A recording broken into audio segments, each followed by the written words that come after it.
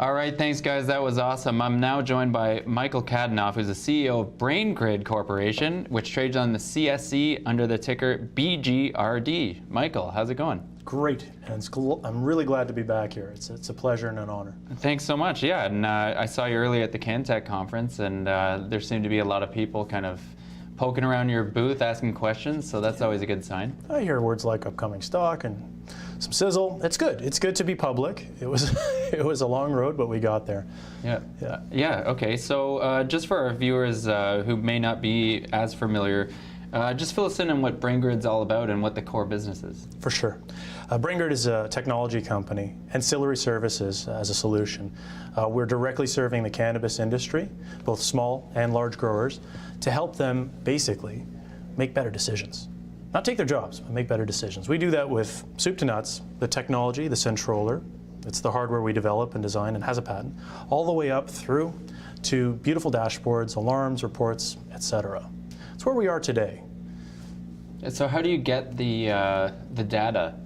Like, what does it look like in a practical sense? If you, let's say I'm a potential client, what am I getting, and how are we working together? Sure, we have basically 3 standard offerings. It's about light quality, air quality, and nutrient or soil quality. And we sell those packages into the grow in much greater density with far easier ease of installation than any other company I think out there. Our cost is very low and the granularity is very high. So for instance, air sense is humidity, temperature, CO2, and barometric pressure. And in that vicinity, about 250 to 1,000 square feet, you're covered. It tells you a story about what's going on in the canopy. With the recent addition of our Centroller S, we can place these anywhere without a plug. Truly plug and play, but no plug. So what does it look like? Just as an example, where do you put it? What is it? It's a little white box about the size of like an iPad mini. Okay. And it's white. It's kind of rounded and I think quite sleek looking. And they usually stick magnetically to steel poles, and that's the deployment. Like the grower just takes them and just goes ka-chunk, and you're done. So it's reporting in real time, wirelessly over many, many hundreds of meters through a cell backhaul, lots of nerdy stuff, all the way up to them sitting on their couch with their kids, making better decisions about what will happen. And that's what I want to talk to you about today. Yeah, so in a very practical sense, as we look at some of the graphics your company has, what would be a very real-world example of something that might get flagged by your software, which would then be acted upon, just as an example? In order to answer that, I'd like to just highlight what we're good at right now. It's the past and the present. Excuse me, just getting over a cold. Yeah. The past and the present. And what that means is we're good at records, historical logs, reports.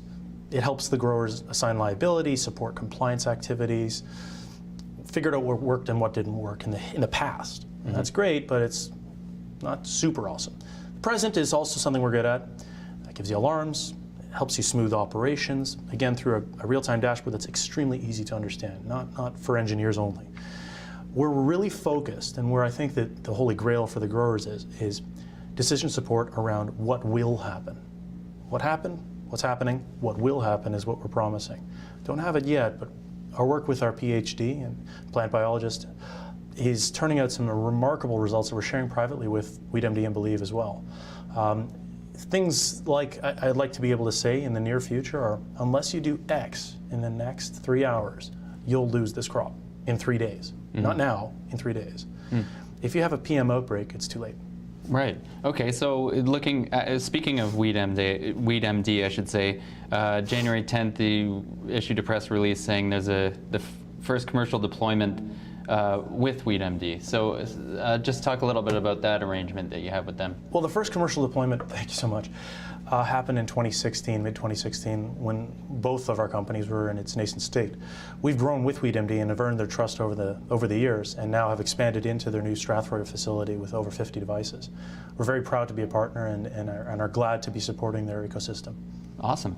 And then just today, actually, you released another statement that an agreement with Isolocity. Isolocity. Isolocity, okay. It's a tough one. Yeah. Great company. Very proud to have this partnership, and more like that coming. As a public company, we're garnering a lot of interest. But just to get back to Isolocity, they're a QMS system. They're a QMS provider. And they have a lot of the activities that growers are involved in. They know what's happening and when, and who's responsible for it. We have the real-time data. Connecting those two through this relationship allows much greater data-driven growing and an understanding of, again, what works, what doesn't work, how you can avoid risk, how you can improve yields, et cetera. Okay, so it looks like that would be sort of the milestones for the year to come would be striking new relationships like this, or how Complementary solutions, Yeah. correct. So, things on the horizon for accretive growth would be controls companies that have chunky revenue but need to get contemporary, energy solutions, and more. But we're in forward-looking statement territory. Yeah, no, that's fine. So, are you going to focus strictly on cannabis for the time being, or is there other applications? We've already explored and have delivered pilots and solutions with customers across the border and outside of cannabis. We just don't talk about it much. Okay. If you can grow cannabis well, you can grow tomatoes well. Food scarcity is going to face all of us very soon. And energy management, with some of the relationships we have across the border, we're helping manage new legislation around where you get water, how much electricity you use as a grower, or in this case, a farmer. Farmers are now required to actually measure how much water they pull from an aquifer or a lake or a wellhead, and that's by law. It's not a nice to have, and we're really making it possible for them to do that. So it's great to see movement there. Okay, great. Well, thanks, Michael, for coming in today. I really appreciate it, and we look forward to following the company in the months to come. It's been a pleasure. Thanks, Fraser. No problem. Thank you.